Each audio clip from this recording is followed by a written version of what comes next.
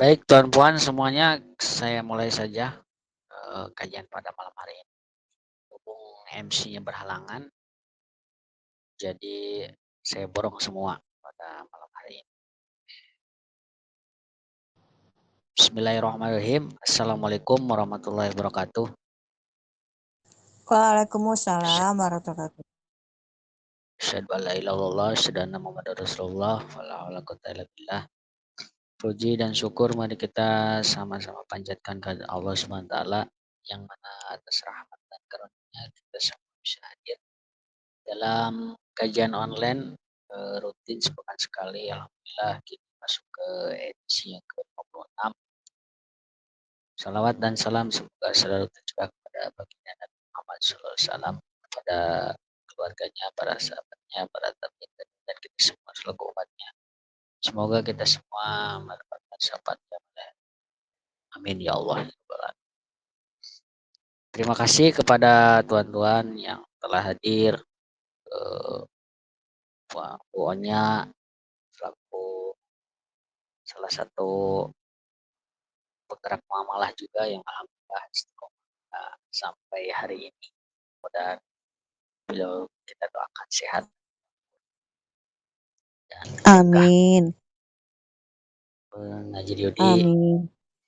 Tuan Kulam dari Jogja, terima kasih kalian dan tuan-puan semuanya. Baik, tema pada malam hari ini adalah ya lebih ke cerita pengalaman pribadi. Karena saya angkat perjalananku mengenal muamalah dari awal sampai KWS pada saat.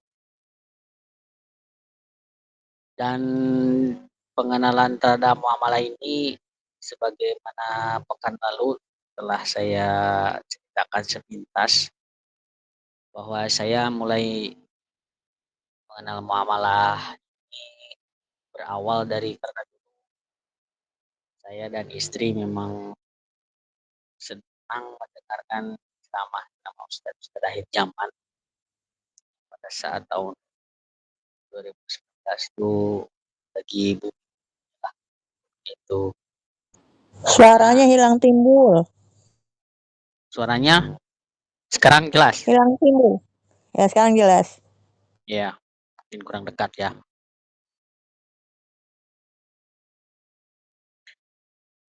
Ya, karena waktu itu tahun 2019 itu sedang rame-ramenya tentang pembahasan akhir zaman, di mana ada 3 ulama lah yang konsisten mengabarkan perihal itu, yaitu Ustadz Zulkifli Muhammad Ali, terus Ustadz Ahmad Baikuni, dan satu lagi Ustadz Ihsan Tanjung kalau tidak salah. Beliau terutama yang sering saya dengarkan yaitu ceramah Ustadz Zulkifli Muhammad Ali. Waktu itu malahan saya sempat baca buku tentang ensiklopedia akhir zaman, sampai pernah baca tuh bukunya tebel. Dan dalam satu ceramahnya Ustadz Zulkifli itu menceritakan tentang bahwa kelak kata Rasulullah kalian akan kembali ke zamanku di mana dinar dirham akan berlaku. Uang kertas itu akan menjadi seperti mainan saja yang berceceran di pinggir jalan yang dimainkan oleh anak-anak kecil, gitu. Itu waktu itu saya cari-cari informasi apa tuh dinar dirham gitu, karena kan bagi saya itu sesuatu yang baru gitu, baru per baru mendengar pada waktu itu. Mungkin kalau yang pernah ber apa, ngobong pasti kalau di pesantren-pesantren ya terutama pesantren tradisional pasti, eee, dinar dirham itu sering dibacalah terutama lewat kitab-kitab kuning kan. Dan setelah itu karena saya senang ingin tahu gitu kalau segala sesuatu tuh pengen sampai pada ujungnya itu, tahu itu apa dinar dirham. Maka langkah saya lakukan adalah mencari itu di media sosial ya, terutama di konten-konten YouTube lah, apa itu dinar dirham. Nah, ketemulah pada waktu itu ceramah dari, Amir Jaim Saidi waktu itu. Dan setelah saya lihat-lihat itu, kok ini yang munculnya bapak ini terus gitu, kok nggak ada yang lain gitu di YouTube-nya itu, tuh didominasi oleh, ceramahnya Amir Jaim Saidi waktu itu. Nah, singkat cerita saya download saja itu, eee, saya masih ingat tuh waktu itu yang beliau sedang ceramah di Universitas Ternate. Makanya, waktu masih muda, mungkin udah puluhan tahun yang lalu lah ceramahnya itu. Dan di situ kan sangat jelas, awalnya saya juga tidak mengerti dan saya putar ulang terus sampai saya mengerti ini maksudnya apa gitu,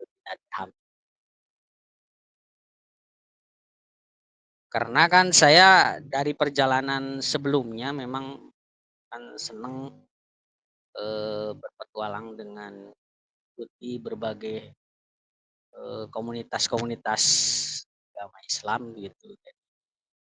Kayaknya yang dalam hati saya ini sepertinya masih ada yang sesuatu yang kurang, tapi saya nggak ngerti waktu itu apa gitu yang kurangnya pada pergerakan agama Islam ini gitu.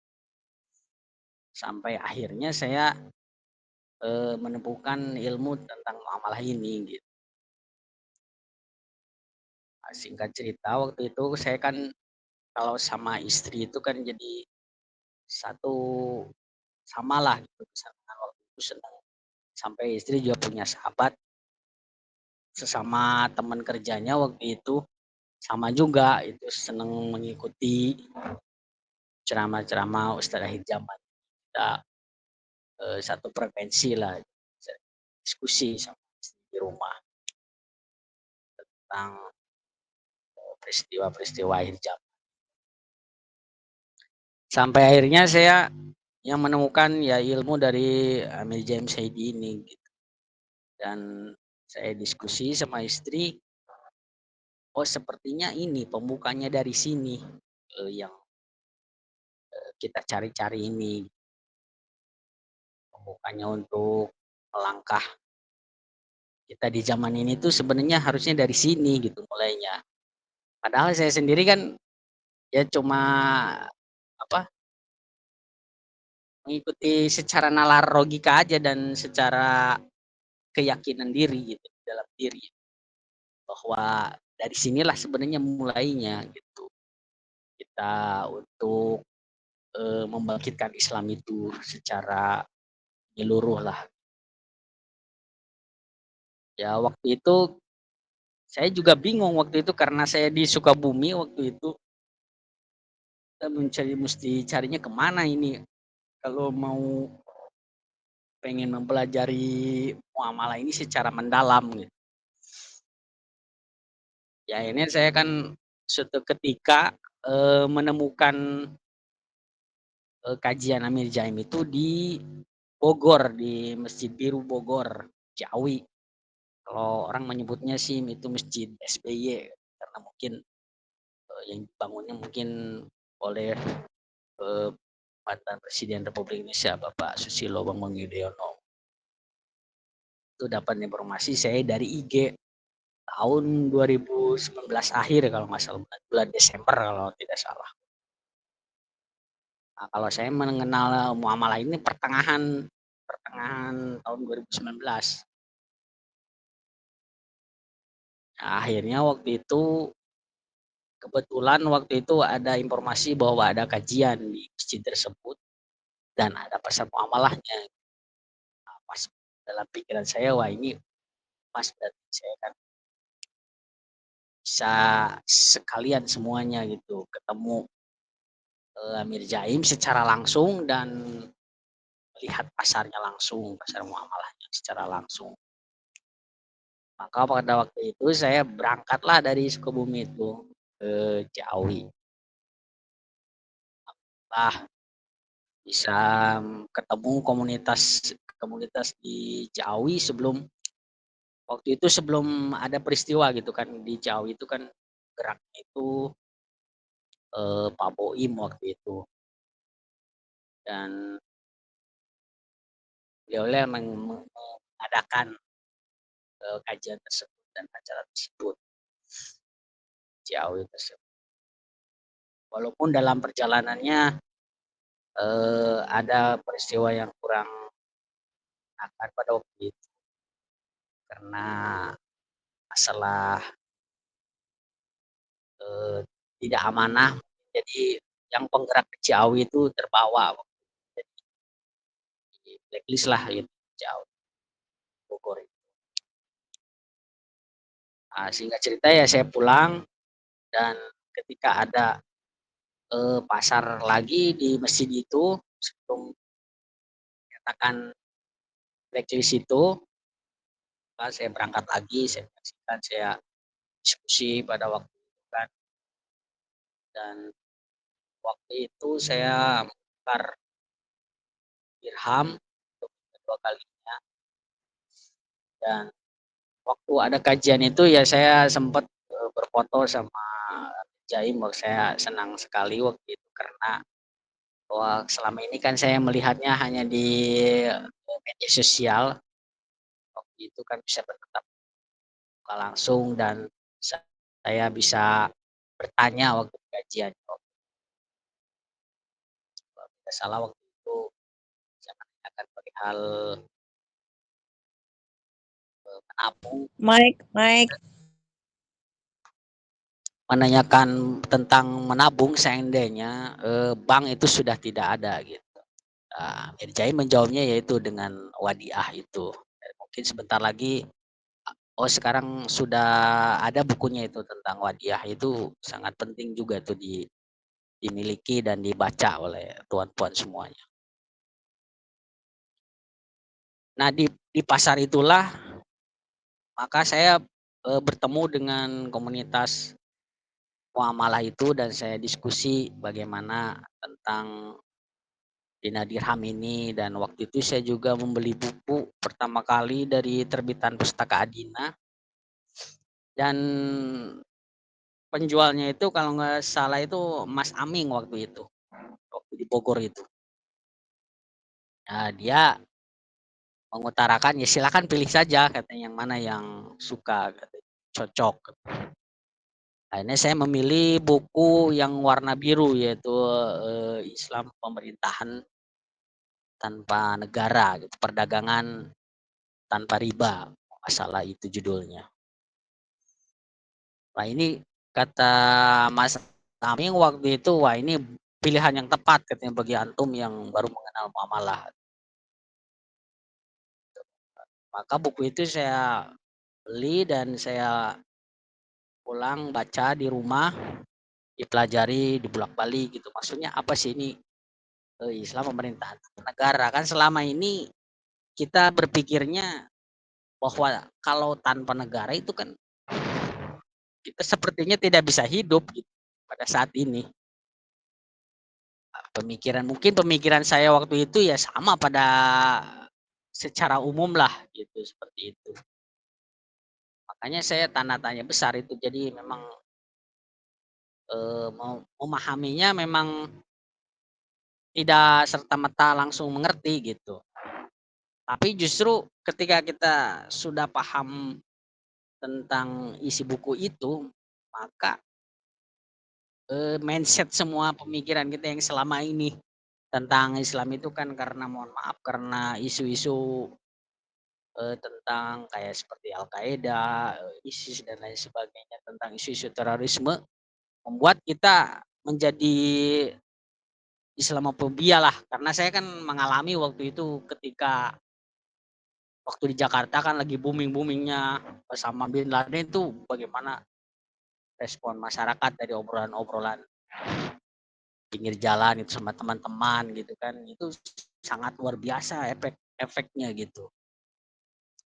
Terutama itu ya bagi kaum muda yang dalam proses pencarian itu sangat sangat menurut saya sangat berbahaya apabila tidak kita, mengertilah tentang kondisi Islam pada saat ini gitu. Nah akhirnya setelah saya memiliki buku itu dan waktu itu kebetulan di Bogor itu kenal juga sama Pak Nurduki, pasar itu ketemu juga saya waktu itu dan beliaulah yang waktu itu mengarahkan saya untuk, dikasih kontak kalau nggak salah Mas Real, terus dari Mas Real itu dikasih kontak lagi Wakal Hang Tuah, itu si Dianto. Ya alhamdulillah saya yang intens itu ya dengan Wakal Hang Tuah walaupun ya secara fisik saya belum pernah ketemu gitu. Tapi kayaknya si Dianto itu seperti percaya aja sama saya gitu. Saya juga kan ah, karena mungkin gimana ya, jadi percaya juga sama dia. Jadi komunikasi kita kayak akrab aja gitu via walaupun cuma via, eee, WhatsApp lah gitu sama dia. Akhirnya, beliaulah yang mengarahkan saya gitu. Dan saya juga waktu itu kan banyak ilmu banyaklah dari, si Dianto itu alhamdulillah. Sampai sekarang, sudah sering ketemulah sejak saya tinggal di KWS, alhamdulillah.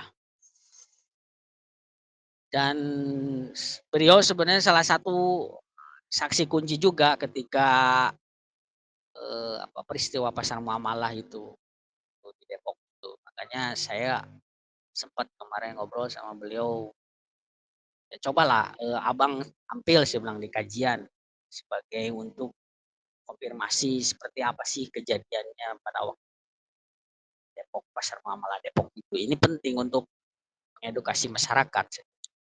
Ya insyaallah lah nanti kata beliau saya siapkan dulu file-filenya, mudah-mudahan aja kita doakan beliau ketika udah siap nanti bisa menyampaikan ini pada buat semua. Nah setelah saya mendapatkan informasi dari itu, akhirnya karena saya sangat ingin tahu gitu tentang ilmu muamalah ini, karena ini kan sesuatu yang baru bagi kehidupan saya gitu. Maka saya mencari lagi informasinya mungkin di kota Sukabumi ini ada gitu, karena informasi dari waktu di pasar muamalah Cibiru Cibiru itu, oh di Sukabumi juga banyak katanya. Wah berarti kalau banyak dalam pikiran saya berarti saya bisa belajarlah sama mereka-mereka gitu yang udah lebih duluan mengenal tentang dan hal tersebut. Ya akhirnya saya waktu itu karena waktu itu masih ada pasar muamalah net kalau tidak salah secara online itu, di mana di situ tiap kota itu banyak sekali pedagang-pedagang yang menerima barteran dengan dinar dirham gitu waktu itu. Akhirnya saya cari itu di pasar Mamallanet dan saya cari itu yang di kota Sukabumi. Oh ternyata iya betul, kota Sukabumi itu ada begitu banyak toko-toko yang menerima barter dengan dinar dirham itu. Wah ini saya pikir ini luar biasa gitu. waktu itu saya memberanikan diri saja untuk berinisiatif untuk mengumpulkan nomor kontak-kontak itu saya tulis, saya catat satu persatu, lalu saya berinisiatif, mmm, dibuatkanlah grup WA sama saya waktu itu, dan responnya alhamdulillah banyak yang ngomelin saya gitu, karena mungkin tidak tahu ya saya juga emang mengakui bahwa itu emang nggak sopan juga gitu, nggak beradab, karena kan tanpa sepengetahuan orangnya main langsung bikinkan aja tanpa konfirmasi gitu. Cuma saya waktu itu berpikirannya, ah, mungkin dengan dibuat grup seperti ini saya bisa berinteraksi sama mereka, saling kenal gitu, di mana-mana saja posisinya, saya bisa silaturahmi. Ternyata dalam perjalanannya grup WhatsApp itu, ternyata kok sepi gitu, tidak ada, gimana gitu tentang edukasi itu gitu. Wah, saya waktu itu jadi tidak di luar ekspektasi gitu. Jadi kirain saya bisa belajar gitu. Ya akhirnya komunikasi berlanjut ya saya malahan dengan, eee, si Dianto itu, wakal hang tua itu. Itulah yang menyemangati saya pada waktu itu.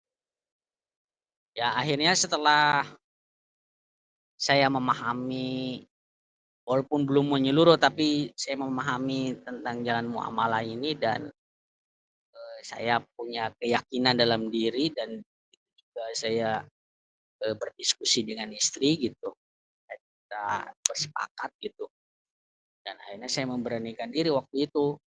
Walaupun saya belum belum ngobrol secara langsung gitu sama sama Jaim itu, waktu itu saya memutuskan untuk berbaiat secara tertulis, kalau secara tertulis jadi online lah, oh, saya atas nama saya dan keluarga. Karena saya pikir ya karena saya senang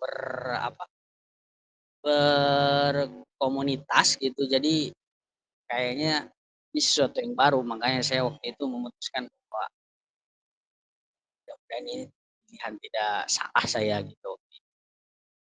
Entah kenapa saya itu waktu itu yakin saja gitu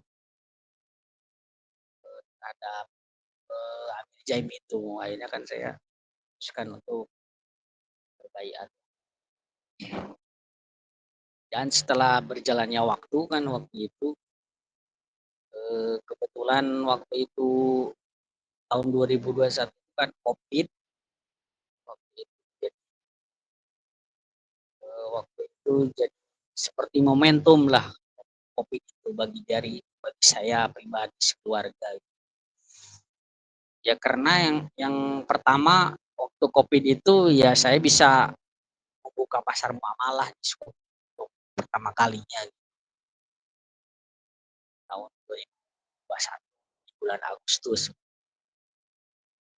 melalui, perjalanan yang panjang. Tapi poin pentingnya kalau bagi saya secara pribadi, ya tentunya ini kan perjalanan ini kan pasti berbeda-beda, setiap setiap saya itu kan pasti berbeda-beda. Kan saya perjalanannya ya seperti itu, saya ceritakan sekarang. Jadi waktu Covid itu karena saya sehari-harinya emang berdagang berdagang, kebetulan saya punya usaha depot air minum, makanya saya di sekitar rumah tuh dikenalnya yaitu Haji Galon gitu. Alhamdulillah nama itu, eee, teman-teman Muamalah Sukabumi lah pada kenal gitu ke saya. Dan lagi-lagi dari semangatnya si Dianto lah, wakal hang tua lah yang bisa mewujudkan pasar itu. Dia selalu support dan mendukung gitu.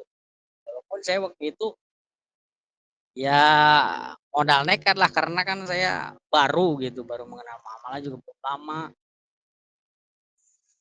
tapi saya yakin aja gitu bahwa sesuatu karena bagi diri saya kalau punya ilmu itu ya walaupun sedikit dibagi gitu dan nanti, Allah juga akan menambah itu buat kita. Setiap kita berbuat baik ke orang pasti kebaikan itu akan datang lagi ke kita kan itu udah ada juga di kitab, Al-Qur'an Karim. Dan waktu itu ketika Covid melanda, lalu banyak langganan saya yang mengeluh karena kan yang bekerja di pabrik itu rata-rata bisa 2 minggu kerja, 2 minggu libur. Sedangkan kan kalau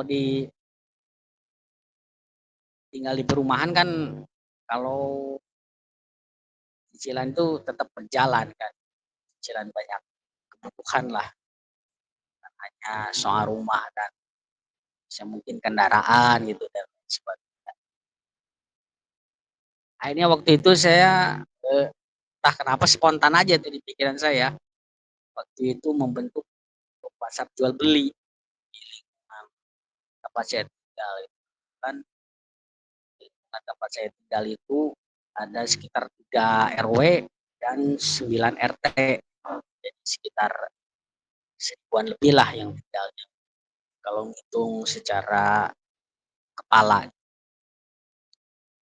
Alhamdulillah ketika dibentuk grup WhatsApp jual beli itu, jadi banyak orang terutama ibu-ibu yang jadi tadinya tidak berdagang jadi berdagang, kreatif.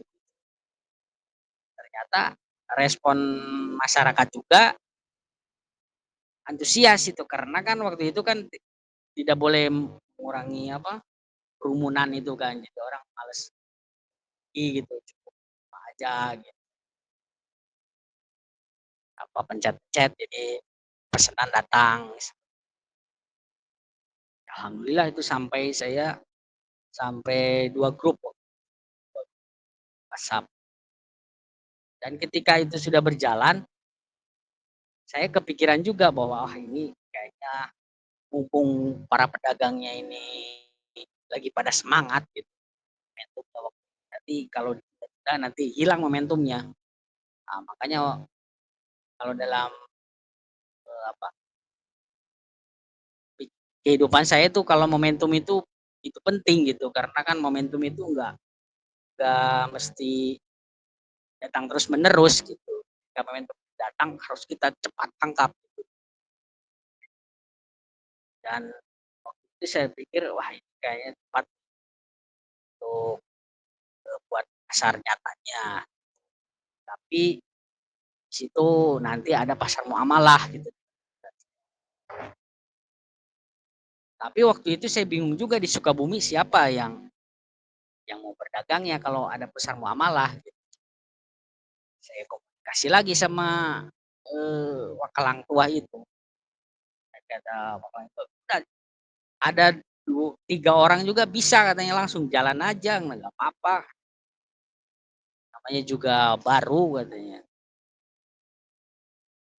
Ya akhirnya waktu itu karena saya dari awal kita berangkat dari pemahaman akhir zaman itu kebetulan saya, istri, dan istri punya temen, sahabat, sama juga pemahamannya gitu, 3 orang. Mulai saya waktu itu ya 2 perempuan dan 1 laki-laki saya tentang pemahaman, mmm, dinar dirham ini gitu.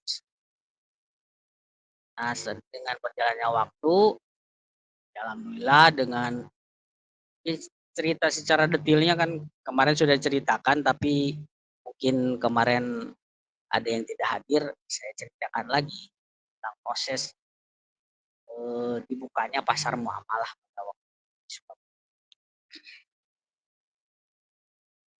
Karena momentum dari jual beli UMKM itu, maka saya waktu itu kalau kita me langsung ngasih tahu tentang tadi kan pasti orang nggak bakalan ada yang mau, dan lagi mungkin yang menerima juga tahu ada tahu tidak gitu. Makanya saya waktu itu, pakai politik sedikit waktu itu. Jadi saya membuat 2 tim saya tim Mamalah orang dan timnya itu untuk si UMKM yang muncul secara tiba-tiba, ibu-ibu kreatif gitu, ibu perumahan, sehingga waktu itu, terbentuk nama UMKM-nya si Buabuay waktu itu.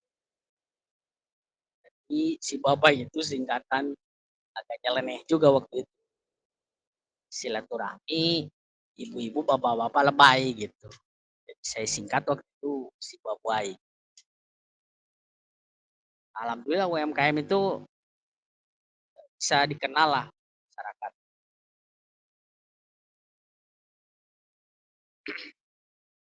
Nah, setelah proses panjang terutama tentang perizinan, itu agak rumit waktu itu karena kan lagi Covid.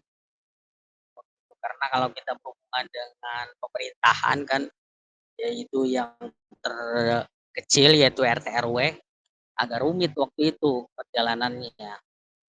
Karena kan waktu itu sedang ketat-ketatnya gitu Covid waktu 2021 dan cuma untungnya di Sukabumi itu tidak, ya biasa-biasa saja gitu, kecuali kalau ada pemeriksaan baru pakai masker gitu, nggak ada mah ya biasa-biasa aja gitu. Masjid juga sapnya biasa aja, rapat-rapat, tidak renggang-renggang. Alhamdulillahnya ya seperti itu di lingkungan di Sukabumi.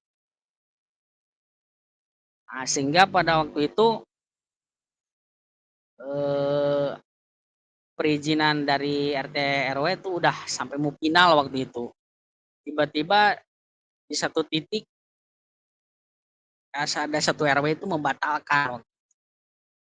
Akhirnya saya dan tim kan cari lagi, RT yang lain gitu yang kira-kira bisa. Alhamdulillah pada waktu itu ada RT masih di lingkungan saya juga menerima, asal kata waktu itu punya izin dari, desa dan kepolisian, dari pihak kesehatan juga gitu, 3 waktu itu syaratnya. Wah saya bilang waktu itu, ini sepertinya akan gagal karena begitu rumit ini persyaratannya ya, saya juga menyadari waktu itu karena kan lagi Covid gitu, tapi ini pasar ini harus wujud gitu, gimana pun caranya gitu. Akhirnya waktu itu kan karena kalau dalam permainan mah hampir injury time lah, hampir ini kayaknya mau gagal gitu. Tapi itu ada peluang satu gitu waktu itu. Peluang itu karena tim umumnya itu kan saya membuat ibu-ibu semua, yang tim UMKM-nya itu. Makanya waktu itu, saya mengutus salah satu yang vokal lah gitu untuk menemui, kades gitu. Kebetulan saya ya kenal lah, kenal dekat sama Pak Kades. Soalnya nih sepertinya di bawah ini udah mentok, udah kayaknya menemui hampir mau buntu ini karena banyak persyaratan gitu. Ya ini mah waktu sedalam pikiran saya ketemu Pak Kades ini peluang terakhir lah. Ya kalau Pak Kades nggak mengizinkan ya sudah berarti kan, pasar ini tidak akan terwujud lah. Tapi ya itulah mungkin, Allah yang meridhoi perjalanan itu. Ketika kita menyodorkan proposal tentang akan diadakannya pasar UMKM, ternyata Pak Kades itu sangat antusias waktu itu, namanya itu Pak Wahid, karena itu merupakan programnya beliau ternyata dan belum ada yang bisa mewujudkannya tentang, UMKM itu di desa, tempat kami tinggal itu. Ya alhamdulillah waktu pagi kita menghadap, sorenya Pak Kades langsung turun ke lokasi, "Di mana lokasi buat pasarnya?" katanya. Ya saya tunjukkan, "Di sini Pak Kades." Akhirnya beliau ngasih masukan, "Oh harus dilengkapi ini karena ini kan waktu itu posisinya kan di tebing. Nah, mungkin Wajih Nurman tahu karena beliau dulu sempat hadir ke Sukabumi gitu dalam perjalanan yang keberapa pasarnya gitu. Beliau hadir ke Sukabumi. Alhamdulillah, karena posisinya di tebing. Nah, peristiwa itulah yang membuat saya begitu terharu lah karena yang pertama ya di bawah itu karena sulit, ternyata Allah mudahkan gitu. Berarti kan benar di balik segala sesuatu kesulitan itu ada kemudahan. Itulah yang saya alami waktu itu. Dan dalam perjalanan juga waktu itu pasar itu dibuka langsung oleh Pak Kades. Terus momennya pada pas 17 Agustus. 17 Agustus. Jadi kata Pak Kades berhubung ini sedang Covid, jadi kita upacara pasnya. Makanya waktu itu kan karena tidak sedang Covid kan tidak boleh ada upacara-upacara gitu. Karena kerumunan kan. Ya alhamdulillah tuh pasar UMKM itu dibuka berbarengan dan saya kebetulan kan saya perintisnya. Jadi saya ke tim UMKM itu minta lapak paling gede gitu. Dan alhamdulillah mereka juga kan mengerti karena kan saya merupakan perintis dari nol gitu, dari online sampai offline lah. Akhirnya saya berpikiran karena pas saya minta lapak paling gede, kan karena saya di lapak saya inilah saya wujudkan pasar muamalah. Karena kan kalau di pasar muamalah kan tidak boleh ada pajak itu, sewa ini, sewa itu, jadi harus gratis. Jadi di lapak saya itu bisa menampung sekitar 5 pedagang lah. Alhamdulillah tuh, jadi pasar itu waktu di Parung Kuda Sukabumi itu beriringan, jadi ada pasar UMKM, di dalamnya ada pasar muamalah, rutin setiap sepekan sekali. Dan dalam keyakinan saya bahwa waktu itu mungkin nanti di antara pedagang UMKM dadakan ini yang saya bina dari awal gitu, nanti akan ada yang paham tentang karena mencontohkannya gitu. Terus yang kedua, nanti orang-orang mencari tentang muamalah dina dirham Sukabumi ini ya bisa berdatangan, harapan saya begitu. Karena kan di Sukabumi itu banyak sebenarnya. Jadi kan harapan saya seperti itu, akhirnya kan kita bisa bersilaturahmi lah. Dan alhamdulillah benar saja perkiraan saya gitu ya. Pertama para pedagang yang di UMKM itu eh, ada 2 pedagang lah waktu itu bisa akhirnya kan awalnya mah ya saya berkorban dulu waktu itu karena kan kita sebelum pasar itu kan dibagikan zakat dulu ke para mustahik. Nah, mustahik itu saya bebaskan waktu itu. Silahkan, sedang mau di lapak saya silahkan, mau di tempat lain juga silahkan ya. Kalau saya pemikirannya, nanti dengan dia minimal para pedagang itu memegang, jadi dia nanti akan cari tahu gitu. Apa nih koin ini? Seperti itu. Dan dengan taktik begitu, ya alhamdulillah itu waktu itu bisa ada 2 pedagang waktu itu yang terus ngikut gitu. Tadinya ada beberapa cuma mungkin karena eee, pemahamannya belum masuk, kadang kan kita kalau jiwanya tidak menerima ya susah juga gitu. Akhirnya yang terus ikut sama kita tuh 2 pedagang waktu itu. Nah, ditambah lagi dalam perjalanan waktu itu datanglah dari luar kita gitu, dari Sukabumi itu ada yang datang gitu, berdagang. Ada 1 orang, ada 2 orang pada waktu itu. Dan di perjalanan pasar tersebut, di mana pasar itu kan dibukanya setiap pekan sekali. Nah, alhamdulillah itu dari setiap pasar itu selalu ada aja gitu tamu yang menanyakan Nina Dirham gitu. Cuma yang jadi saya anehnya itu, walaupun di lingkungan itu kan saya gencar waktu itu, terutama kepada tokoh, kepada ulama di sekitar situ. Ya mereka cuma datang sih datang ke pasar gitu kan, cuma lihat, cuma menanyakan gitu kan. Mungkin karena, beliau belum paham lah seperti itu. Tapi mereka tahu bahwa saya, aktivis dinar dirham waktu itu. Dan tapi tidak jadi permasalahan gitu ya, biasa aja gitu.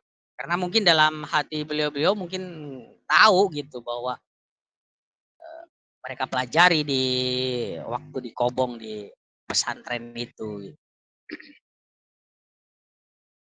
Nah, akhirnya pada suatu ketika saya kedatangan anak muda waktu itu, dia pernah juga katanya tinggal di Depok waktu itu, sering ketemu juga sama Aming waktu itu, kenal lah gitu, terus sering suka ketemu juga sama Mirjen, cuma saya lupa namanya waktu itu siapa gitu. Dia sekolahnya itu kuliahnya di jurusan, nantinya itu jadi pengurus penjara kalau nggak salah, lulusannya itu, kalau lulusan dari kuliah itu. Nah, waktu itu dia menawarkan untuk ikut pameran karena dia pengurus Masjid Darul Matin waktu itu di Cibadak. Dia menawarkan, "Ada event nih, katanya. Ayo ikutan," katanya. "Bawa pedagangnya dari sini, untuk sekedar mengenalkan saja," gitu. Itu kebetulan tamunya itu ustadznya itu Ustadz Dery Sulaiman waktu itu, di Masjid Cibadak.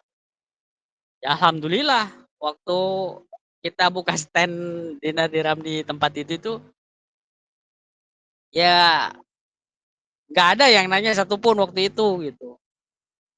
Ya cuma lihat doang gitu. Cuma mungkin ada yang nanya, saya jelaskan gitu.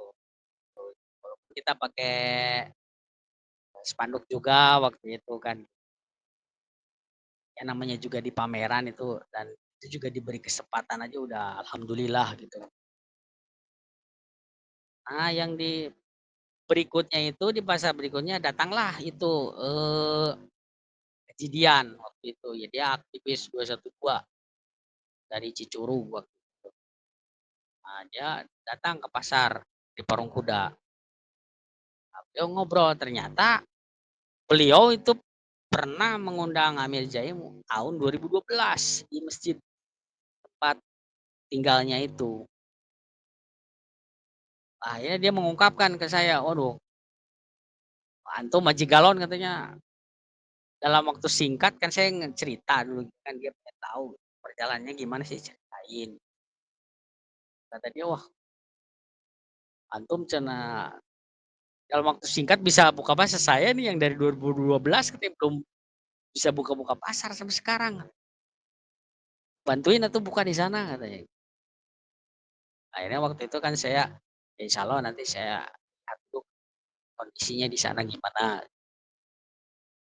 Dan alhamdulillah waktu itu beliau masih kan kebetulan memimpin gerai 212 Mat di Cicurug, masih buka waktu. Nah, dalam perjalanan berikutnya di pasar itu, datanglah gitu, eee, Jen Nurman waktu itu, alhamdulillah bisa silaturahmi yang ternyata saya juga kaget, beliau kan orang Sukabumi juga. Nah, benar saja gitu kan, Sukabumi itu ternyata banyak gitu yang ngerti tentang Adham. Dan suatu ketika ya itu datanglah, Sidi Ilham gitu sama Kiai Iqbal, serombongan semobil sama santri-santri sama istrinya Kiai Iqbal. Kebetulan waktu itu Sidi Ilham belum punya istri waktu datang ke pasar dan ceritakan tentang awal mula. Kalau kalau saya kan kalau yang datang itu selalu tanya, "Kapan kenal Dina Dirham, tahun berapa, dari mana?" Gitu. Saya suka nanya begitu. Kebetulan dia si Ilham itu kenalnya dari zaman kuliah. Dia selalu ngikutin apa, ceramah Aminnya itu di YouTube gitu. Dan ketika diskusi pada, gurunya yaitu Kiai Iqbal, langsung kan menanyakan di mana pasarnya loh. Berangkatlah beliau kan, ketemu saya waktu itu di pasar. Alhamdulillah waktu itu beliau menukarkan dirhamnya, tanya juga dinarnya ada nggak? Wah, itu kan karena saya bukan wakala, jadi saya wah nggak ada kalau dinar saya punya, ada juga dirham. Karena kan dirhamnya itu yang ada di saya itu ditukar semua sama kayak habis waktu itu. Dan beliau juga mengungkapkan, ayo katanya buka dulu dong, buka juga di tempat saya katanya di pesantren saya katanya di kota katanya. Oh baik nanti insya Allah lah saya kunjungi dulu ke sana, saya lihat dulu situasinya di sana. Alhamdulillah kan berjalannya waktu, pasar berjalan, waktu itu komunikasi kita juga sama teman-teman di luar Sukabumi juga kan banyak kasih gitu. Alhamdulillah. Dan dari perjalanan waktu itu ternyata di perjalanannya itu kan selalu banyak aja cerita, baik cerita suka maupun cerita duka. Ya kalau cerita dukanya di mana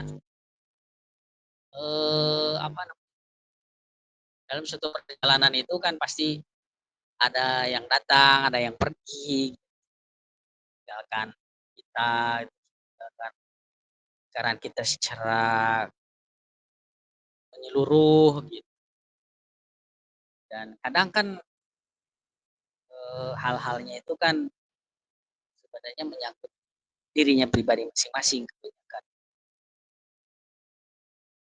hal perjalanan muamalah. Jadi kalau bantuan nanti mau gerakan komunitas dan paham kalau jamaah kan terlalu kita komunitas saja biar biar luas lah kalau bahasa komunitas tempatnya masing-masing itu. Yang pertama ya poin dari saya itu kita kalau kita udah berkeluarga ya kita harus sejalan dulu sama yang penting langkah yang berikutnya bagi saya gitu perjalanan saya. Mungkin teman-teman yang lain juga mungkin sama semuanya kalau kita sudah yakin ya lakukan saja. Ya, walaupun secara pengetahuan ya kita belum paham seluruh gitu. Tapi saya ingat waktu itu ada dari penyampaian si Umar gitu. Jadi kalau tentang muamalah ini ya kita nggak usah takut, jangan takut salah. Gitu. Kita bergerak saja nanti kalau salah kan kasih tahu sama yang terpenting dalam amal action gitu. Mike, Dan Mike. dalam perjalanannya itu yang saya rasakan itu ketika kita dapat pemahaman sedikit langsung dipraktekkan, entah besoknya lagi, entah pekan depannya lagi akan ada aja ilmu yang baru lagi. Makanya kalau dalam prinsip saya gitu, jadi kalau sesuai dengan tema kajian grup WhatsApp itu ya berbagi ilmu itu nikmat kalau khususnya bagi saya gitu ya. Karena itu akan Allah tambah lagi gitu walaupun ya dengan caranya Allah gitu. Bagaimana aja caranya Allah yang ngasih tahu ke kita gitu. Apakah perantara orang dari alam yang mengajarkan itu kan itu sangat terbiasa sekali bagi saya. Dan ketika perjalanannya muamalah di Sukabumi karena kan di Sukabumi ini warganya ini punya karakter, punya semangat untuk membangun komunitas. Jadi kalau di Sukabumi itu sampai mancing liar aja ada komunitasnya, terus sampai kalau mancing liar itu ya itu lumrah lah mungkin. Ini sampai spesifik ke apa, ke ikannya aja ada gitu. Misalkan kan ada tuh di selokan itu namanya itu ikan yang kecil kalau di bahasa Sunda itu ada benteur. Nah, benteur mania itu ada di Sukabumi itu, luar biasa makanya. Makanya kalau di Sukabumi itu hal-hal yang berbeda-beda itu sesuatu yang lumrah gitu. Makanya ketika saya tinggal di KWS yang tinggal masyarakatnya homogen, nah tantangan tersendiri gitu. Biasa saya di Sukabumi heterogen gitu, sekarang di KWS lingkungannya homogen, ya itu tantangan tersendiri, sesuatu yang, baru juga dalam kehidupan saya. Lalu dalam perjalanannya waktu alhamdulillah, saya bisa ketemu langsung sama Jaim, sama, Bang Antoy itu wakal hang tua, Bang Yosер gitu kan, studi gitu. Itu dengan adanya, undangan pertemuan lah, jadi kan dengan bertemu ya alhamdulillah bisa nambah lagi wawasan hal yang lain, ya kan. Itulah hikmahnya beda antara di ketemu lewat online sama offline gitu. Itu akan ada aja ilmu-ilmu baru gitu dan energi yang luar biasa ketika kita ketemu offline lah. Makanya kalau saya pribadi sih lebih menyarankan baik lagi itu ketemu offline. Kita banyak hal-hal yang luar biasa di situlah. Nah, setelah berjalannya waktu Sukabumi, maka waktu itu saya merencanakan sebelum akhir kasus, merencanakan untuk, membuat wakala. Ada beberapa orang yang saya calon 2 orang kalau nggak salah jadi wakala, orangnya sudah oke, waktu itu sudah siap. Cuman waktu itu ketika Amil Jaim apa, kena kasus pasar muamalah itu, maka jadi ya itulah namanya setiap personal kan, jadi ngedown lagi setelah peristiwa itu. Jadi orang yang tadinya semangat dengan peristiwa itu kan jadi mundur dia. Ya walaupun ya saya yakinkan apa, sudah tidak apa-apa, tapi ya mungkin semuanya juga ada hikmahnya. Dan yang keduanya, waktu saya ngebangun komunitas, muamalah di Sukabumi itu saya tidak pernah, apa, mesti satu haluan gitu. Kalau kita kan, fitrah aja waktu itu karena kita kan beda-beda background-nya gitu kan, si A dari komunitas Islam ini, si B dari komunitas Islam ini gitu. Ada macam-macam lah, saya ada yang ikut, saya Imran Hussein juga ada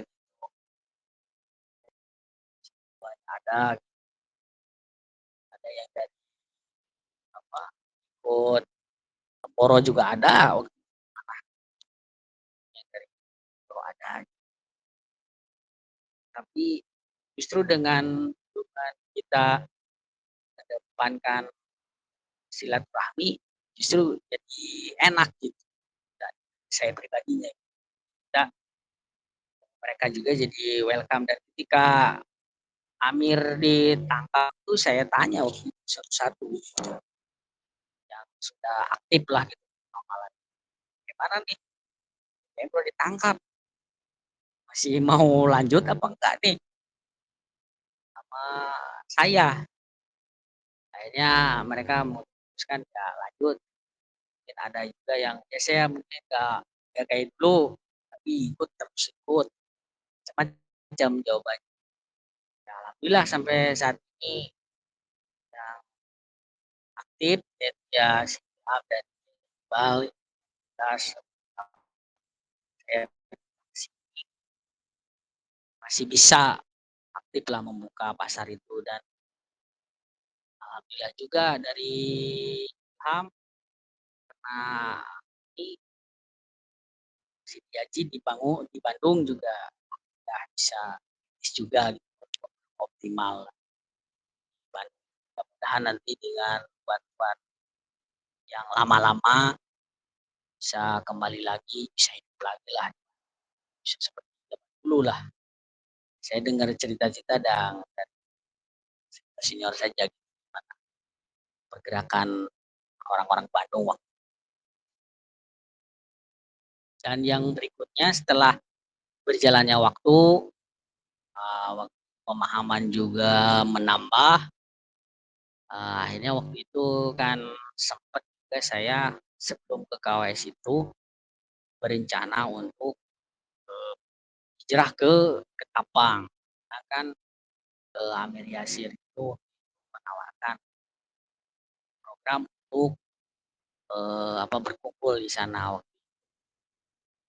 Ya dalam perjalanannya, ya mungkin Allah yang punya kuasa, dalam rencana yang sudah disiapkan waktu itu saya udah siapkan ongkos segala macam lah. Akhirnya Allah ngasih amanah lagi ke saya putra lagi. Ya akhirnya saya memutuskan karena bertambah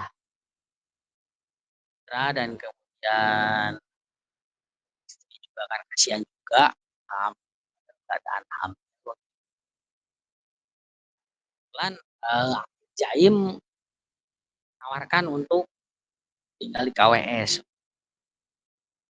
Akhirnya saya tidak banyak itu ya, akhirnya kita siapkan dan berangkatlah ke sini sekeluarga ke KWS. Kita, sudah setahun lebih lah di Kampung Makassar. Nah, ya,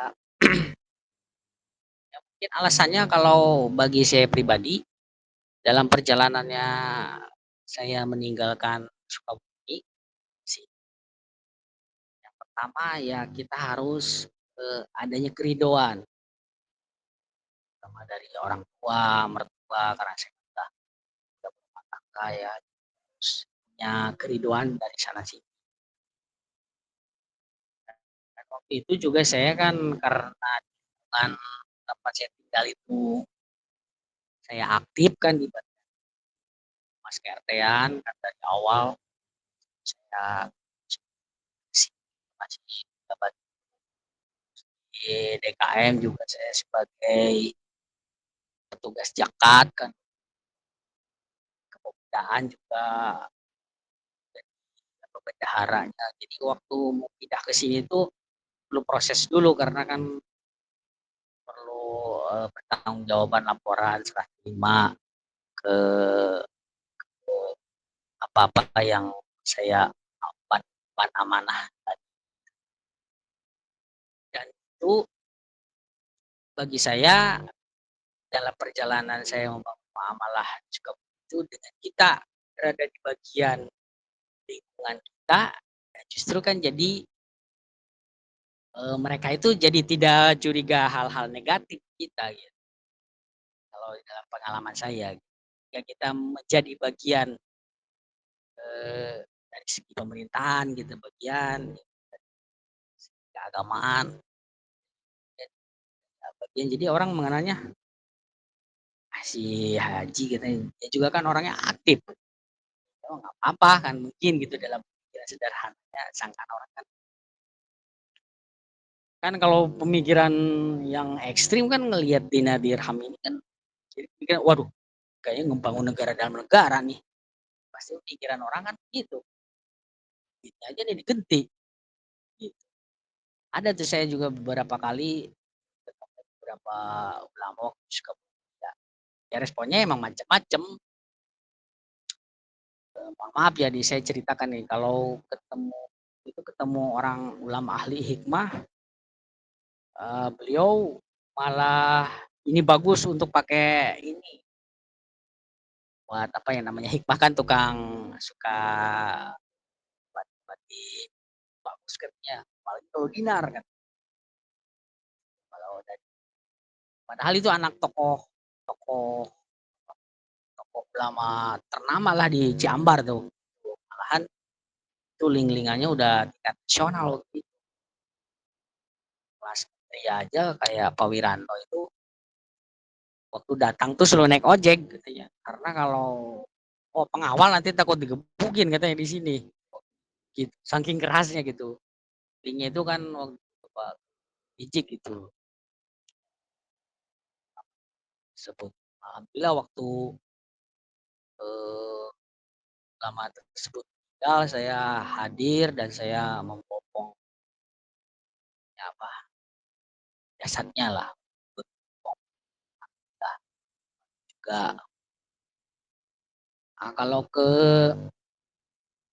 ulama-ulama salaf kayak di lingkungan KWS nih waktu suka saya pernah juga saya kasih aja aku responnya langsung itu mah wah ini kayaknya lawan negara kan jelas kan kita nggak apa negara ini kan pasarnya aja nggak apa-apa itu kan belum kasus jaim saya ngomong apa adanya kan orang nggak ada masalah kan dari Aceh sampai Papua waktu itu kan ini waktu pada saat habis sebelum tangkap itu. Nah kalau ulama salaf itu responnya ada lagi ini apa ya ulama-ulama hijrah saya jelasin ya mohon maaf malah beliau yang ini wah ini lebih tahu beliau begini begini begini gitu.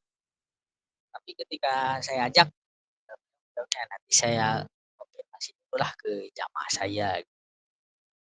Malahan waktu itu kan sebelum saya ke sini ada rantingnya di Peru. Saya ajak, saya datang banyak pas titik puncaknya gitu kan. Karena kan kalau dari segi segi pemahaman itu mereka udah paham gitu, tentang situasi keadaan Islam sekarang, tapi mereka ketika diajak bermuamalah entah apa gitu yang apakah dari atasnya tidak boleh kayaknya sepertinya itu kan terstruktur kalau dari segi sih ya ke Ustaz Hanan Ataki katanya sih salah salah komentar waktu Ustaz Hadi bagian daripada hijrah tersebut.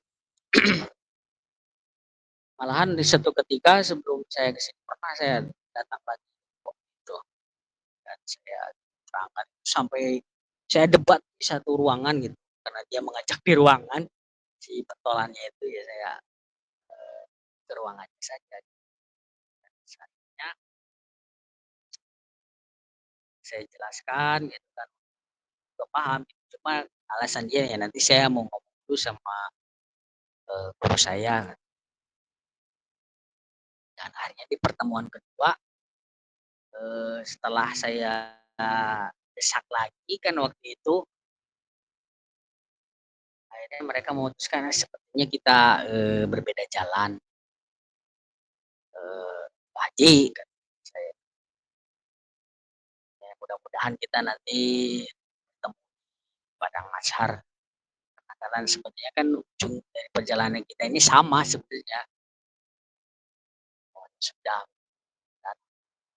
adalah kelak kayaknya waktu itu ya saya tidak lebar karena kan sudah ketemu titik. Sebenarnya kalau saya kan kalau sebelum ketemu keputusannya pasti saya temuin lagi gitu. Kalau tidak ketemu saya tidak saya memaksa.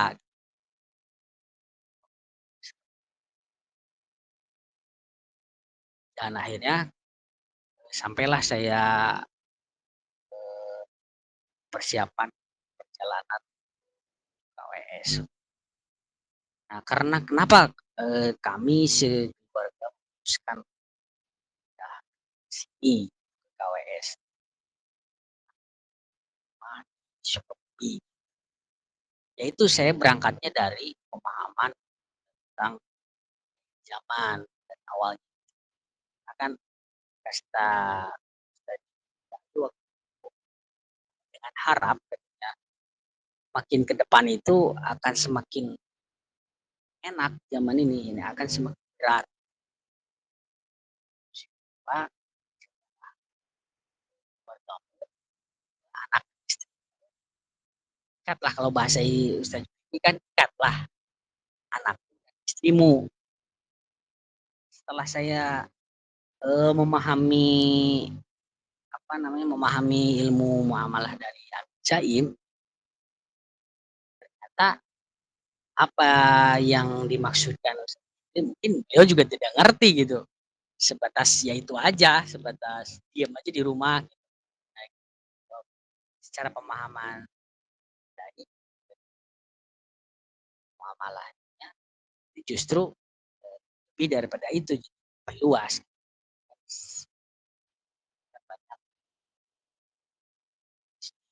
Baik karangan Syekh maupun karangan sistem kita pada hari ini.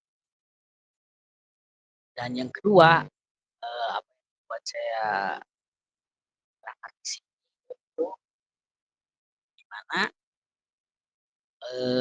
saya berpemahaman bahwa wakaf inilah merupakan instrumen penting bagi kita selama terutama ya wakaf produktif.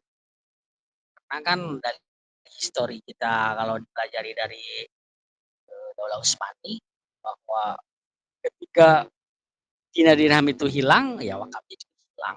Karena waktu itu kan di Daulah Utsmani itu kan 2/3-nya wakaf. Ya. Adalah salah satu instrumen dalam pikiran saya Al-Munawarrah. Merupakan salah satu instrumen ya walaupun instrumen Al-Munawarrah itu kan luas lah. Wakaf salah satu. Dan yang ketiga itu lagi-lagi balik lagi ke omongan Ustaz itu bahwa yang paling aman itu Mekah dan Madinah. Karena wakaf ini bagian dari instrumen Madinah, maka saya berkeyakinan bahwa inilah tempat yang paling aman saya dan keluarga. Sederhana saja sih. Dan akhirnya saya waktu itu berangkat ditinggalkan semua kasih sekarang tempatin kebetulan waktu itu kan sama adik ya, kosong dan pun sebelum saya berangkat ke sini pun ya saya temuin dulu para penggerak muamalah terutama Ham dan Asep. Saya akan bahwa saya akan berangkat KWS makanya muamalah juga ya jalankan sama kalian. Seperti saya alhamdulillah sampai sekarang sini dalam bisa menjaga amanah yang saya sampaikan. Nah setelah sampai di KWS ya alhamdulillah kita masuk ke baru lah karena saya dan para nabi yang lain dan para sama para tablik lah menyediakan sebuah tempat yang biasa lah bagi saya karena kan saya biasa hidup di kota sekarang hidup di desa walaupun aslinya ya saya orang kampung. Kalau hidup lagi di kampung itu udah nggak kaget lah. Setidaknya hanya seperti kita balik lagi ke waktu kita kecil. Nah, saya cocok tanam, mulai belajar yang tadinya saya nggak megang cangkul, jadi megang cangkul. Alhamdulillah Pertama kali mungkin karena kaget, saya pas udah sebulan kali apa, beberapa bulan di sini langsung turun 10 kilo. Makanya waktu itu teman-teman mau malah juga kaget lihat saya, kurus banget ya, Pak, ya. Begitu saya pulang juga, orang tua dan mertua juga kaget dengan saya. Baru saya jelaskan gitu, ya di sana, olahraga terus, jadi berkeringat terus. Akhirnya kan itu proses adaptasi.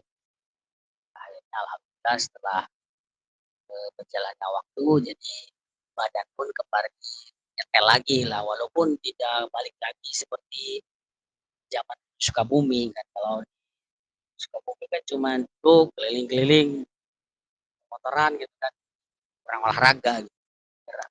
Balilah ke badan, jadi badannya apa, bobot berat badannya jadi banyak, alhamdulillah sejak pindah ke sini ketemu balance-nya lah. Dan perjalanan mungkin sampai ke sini itu ya masih panjang kalau apa-apa yang oleh kan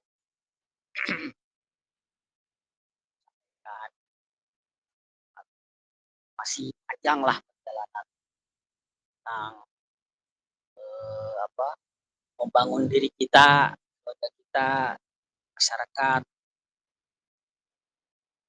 Nah, perjalanannya panjang dan itu kita lah selalu mengajarkan kita yang sudah paham ya kita jalankan kita. Makanya kan kalau di teks bayatnya juga kan ikutin apa para kitab apa Malik kan pedoman. Dan sebenarnya sih kalau bayat-bayat itu kalau di dunia tasawuf itu ya biasa-biasa saja dalam bentuk kesetiaan, cuma karena kita pengaruh dari apa, Islamophobia itu kayaknya sesuatu yang menakutkan gitu bayat. Padahal itu kan cuma ya seperti kita apa, mau kerja gitu kan, bikin MOU, apa, setia dalam perusahaan, apa, terhadap jabatan, seperti itu aja, biasa-biasa saja. Memang waktu dulu juga saya waktu awal-awal kena muamalah kan, wah kayak sesuatunya yang mana gitu, sesuatu yang menegangkan, tapi kan dengan berjalannya waktu kita saling sering komunikasi sama sudah lebih duluan gitu kan, jadi oh ternyata bukan seperti itu, dalam kehidupan bermuamalah itu bukan seperti orang-orang bayangkan gitu, sebenarnya biasa saja gitu, organik saja gitu. Makanya mungkin karena belum banyaknya orang yang ikut dalam perjalanan ini kan, ya itu salah satu faktor seperti ya walaupun kata Amil Jaim ya hati-hati kan kira orang kan gila juga kan, kan sesuatu yang biasa saja walaupun itu kalau kita sih memandangnya ya biasa saja gitu kan, kita cuma zakat, sosial, Indonesia, kita udah tidak ada lagi keraguan tentang kita zakat kan aturan syariat juga kan. Ya demikianlah mungkin kisah saya yang begitu panjang lebar tak terasa waktu sudah menunjukkan jam 9 lewat 18. Nah, karena malam hari ini tidak ada yang menemani saya MC-nya, jadi saya borong sebentar. Ya, mudah-mudahan apa yang saya sampaikan bisa wawasan buat semuanya dan bisa menjadi pelecut atau bisa jadi bulatkan tekad karena segala sesuatu bermanfaat, insya Allah perjalanan itu akan ada aja. Kadang kan kalau tidak sesuai dengan apa yang kita rencanakan, itulah mungkin keinginan Allah yang terbaik kita. Demikian dari saya, dan yang selanjutnya mungkin ada tambahan dari Wajih Nurman. Silakan Wajih Nurman, ada tambahan?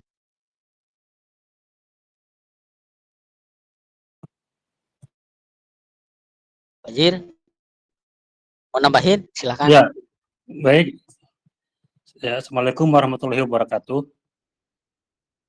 Waalaikumsalam warahmatullahi wabarakatuh. Ini alhamdulillah ya masih bisa berjumpa. Itu Mas Yoga nih ada terus berarti ya, ini saya lihat ya.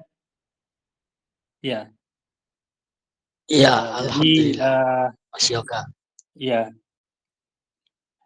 Ya alhamdulillah ya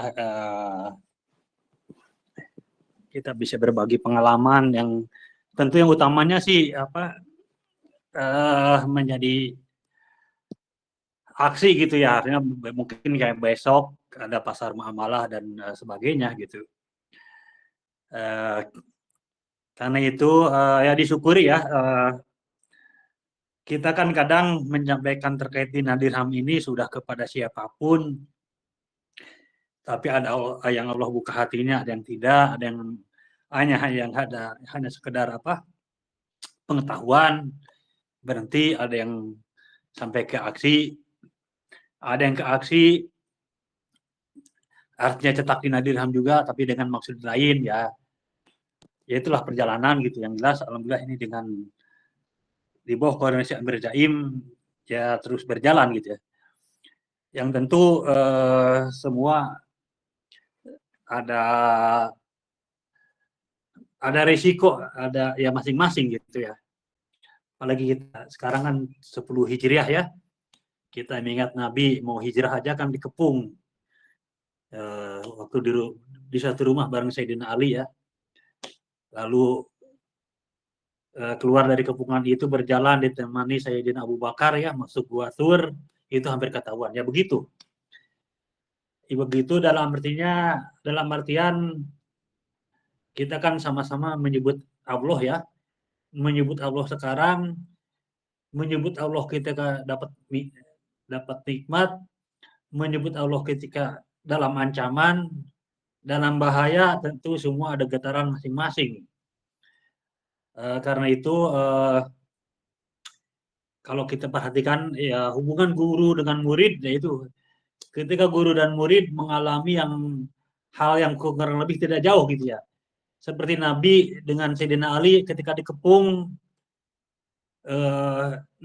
Nabi istiqomah tentu karena Nabi beliau ya. Sayyidina Ali takut, habis ditenangkan oleh Nabi. Demikian juga ketika di Gua Thur, Sayyidina Abu Bakar takut, bisa ditenangkan oleh Nabi. Hal itu tidak akan terjadi jika Nabi dengan Sayyidina Ali, Nabi dengan Sayyidina Abu Bakar dan para sahabat lainnya hidup dalam enak-enak saja gitu ya, gitu. Itu semua perjalanan. Dan ini banyak yang di luar dugaan gitu. Ya dalam hal ini misalnya ketika Amir Jaim ditahan itu tidak bawa kemana-mana beliau itu, hanya Amir Jaim aja yang pasang badan katanya, tidak supaya yang dekat dengan beliau itu ikut sampai di penjara, itu alhamdulillah hanya Amir Jaim saja gitu. Itu kebayang saya kalau saya ikut, atau ya yang dekat Amir Jaim yang lain ikut di penjara nih, itu contoh lah. Ya artinya kita mengingat ini terkait dinar dirham ini ya perjuangan ya salah satunya seperti itu gitu. Ya kembali bahwa ini kan urusan perjuangan, rahmannya Allah itu kan ada Rahman, ada Rahim.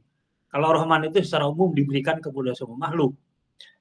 Manusia yang bekerja keras, ya Allah kasih buah dari kerja kerasnya itu gitu. Manusia yang malas, ya Allah buktikan dari kemalasannya itu. Ya malas baca, malas dan berbagai kemalasan lainnya gitu. Itu bagian dari rahmannya Allah. Kalau Rahim, nah itu kepada mukmin, muslim sejak di dunia dan nanti di akhirat gitu. Kalau Rahman kepada siapapun gitu. Ya tadi ya misalnya dulu segelintir ulama dari Arab ke Nusantara bisa menyebarkan Islam karena kerja keras, berpikir keras mereka itu. Atau yang lain misalnya yang bukan hanya Muslim. Ya kalau mengacu ke inilah apa misalnya agama-agama lain kan awalnya juga segelintir orang gitu, tapi kerja keras bisa tersebar gitu ya. Cuma kan macam-macam. Ada kerja kerasnya itu mendapatkan ridho Allah, tapi tidak mendapatkan ridho Allah gitu ya. Semua dapat izin Allah, tetapi ada yang dapat ridho Allah, tetapi tidak dapat ridho Allah. Misalnya Nabi Adam dengan Siti Hawa itu kan berdua di surga, ya kan? Ini dua orang bisa kalah oleh satu iblis, ya kan? 2 lawan 1 loh, ya kan? Iblis karena tidak menyerah dengan kebohongan itu, ya kan? Hingga Nabi Adam lengah gitu ya, Siti Hawa lengah gitu, akhirnya tergoda gitu. 1 lawan 2. Pada iblis itu kan udah jelas rojim yang dilaknat gitu ya. Tapi bisa itu karena. Nah sama lah sekarang. Jadi kita juga kepada siapapun dengan penganut agama berbeda. Misalnya penganut agama lain, kalau dia rajin bekerja keras ya Allah beri kemampuan. Jadi kita perlu mencontoh, walaupun dia non Muslim gitu ya. Ya sama lah. Misalnya dulu angka Arab 1, 2, 3, 4, 5 itu kan dulu orang Eropa sekarang atau Romawi dulu gitu ya, itu kan mereka dengan angka Romawi itu ribet sekali gitu. Tapi sama umat Islam diperkenalkan angka Arab. Sementara angka Arab yang disebarkan umat Islam ke Eropa itu sebelumnya dari peradaban Hindu. Ya kan, jadi Muslim dulu bergaul dengan siapapun dengan beda agama. Nah, misalnya peradaban Hindu itu menghasilkan angka 012 apa itu yang kita kenal itu ya. Lalu sama Muslim itu diadopsi salah satunya itu oleh Al-Khwarizmi lalu disebar ke Eropa kan itu ya. Ya sama gitu.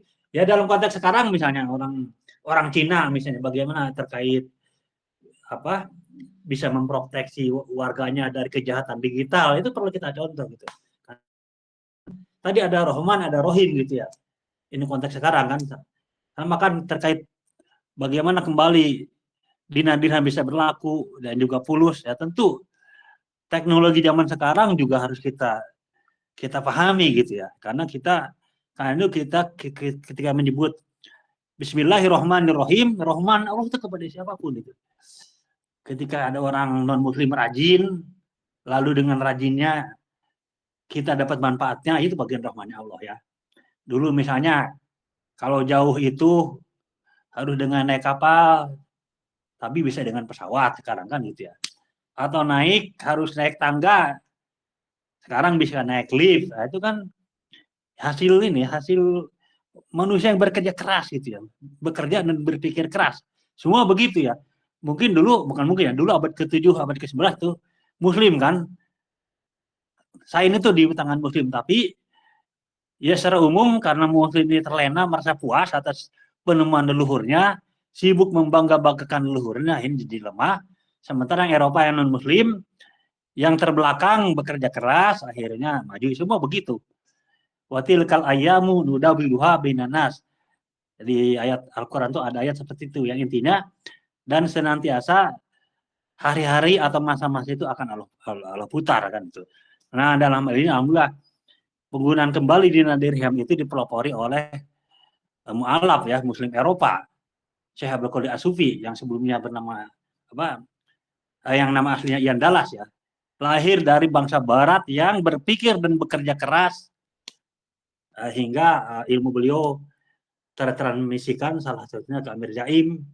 Nah itu tadi ya kita sampaikan saja akhirnya kan Amir Jaim mengamalkan apa yang ada atau ilmu dari Syekh Abdul Qadir As-Sufi.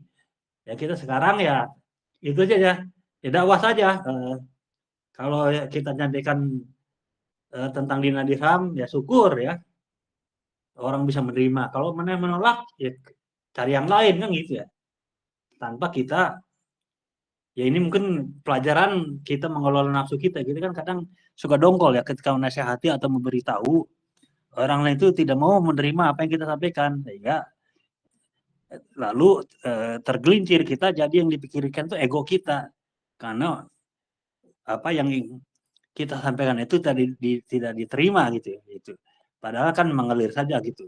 Jadi itu secara umum ya alhamdulillah ya kita bisa berbagi pengalaman-pengalaman yang tentu apa yang terbetik di hati dan apa yang sudah diucapkan baik tertulis maupun secara lisan ya semua ada pertanggungjawaban, ada konsekuensi ya dan mudah-mudahan ini ya kita sih kan inginnya aman-aman saja ya, mudah-mudahan begitu ya. Artinya gini, ketika Amir Jaim ditahan 3 bulan ya cukup beliau sajalah yang begitu gitu ya gitu. Sama seperti Nabi dengan Sayyidina Ali yang dikepung, dengan Sayyidina Abu Bakar dikepung, atau waktu perang Uhud ya Nabi juga sempat giginya patah dan sebagainya itu ya beliau cuma kan itu tadi lagi-lagi kalau kita imannya tinggi, imannya ingin tinggi dan kalau udah tinggi ya godaannya tentu bukan hanya secara rohani juga secara jasmani ya seperti itu gitu ya. Dan tadi ya kita secara roh kalau tadi kembali kepada bahwa Allah itu salah satu sifat Allah itu Rahman. Rahman itu yang maha pengasih ya. Kalau Rahim kan maha penyayang. Ya kita contoh aja orang Barat.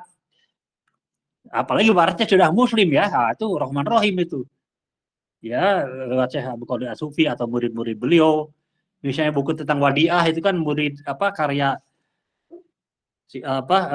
Dr. Asadullah Yat. Beliau itu kan orang Inggris ya non Muslim lalu menjadi Muslim dan sudah puluhan tahun berkiprah di Jerman itu. Dan bukunya kan sudah diterjemahkan salah satunya tentang Wadiah itu gitu. Nah, jadi ya kita berpikir jangan berpikir sekarang hanya puluhan atau belasan orang di sini ya. Sekarang kajian ini, tapi kita berpikir kita hidup abad 21, 14 abad setelah Nabi wafat, kita ingin mengembalikan keadilan. Keadilan itu tidak hanya buat Muslim, tapi buat seluruh manusia gitu ya. Karena Quran itu petunjuk bukan hanya buat Muslim saja, tapi untuk semua manusia gitu. Ya salah satunya dengan memberdayakan kembali dinar dan dirham dan juga fulus ya. Demikian ya Wazir Indra ya. Mudah-mudahan Allah selalu membimbing kita semua. Assalamualaikum warahmatullahi wabarakatuh. Waalaikumsalam warahmatullahi wabarakatuh. Terima kasih Wazir Lukman atas tambahannya yang mudah-mudahan bisa menambah wawasan bagi tuan-tuan semuanya. Alhamdulillah beliau salah satu yang senior lah yang istiqomah bersama Amin Zain.